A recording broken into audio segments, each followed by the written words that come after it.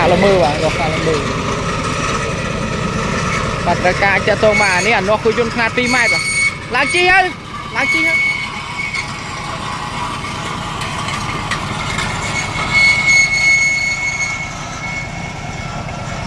bót nó bót trâu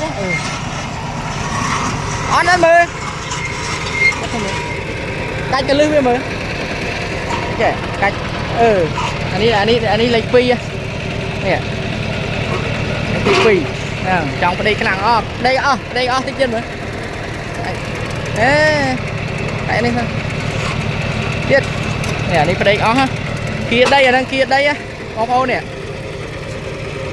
ông ô chơi pra xua thật đây mấy cách mấy nhà lấy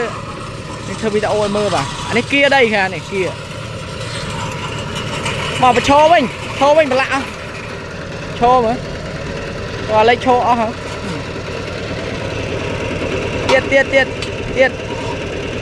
tiết ong á nè tao bán ra là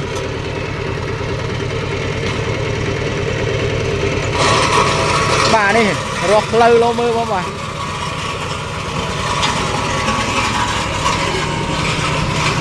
lại kia đó bà mê rọt lâu bạch đây năng phơi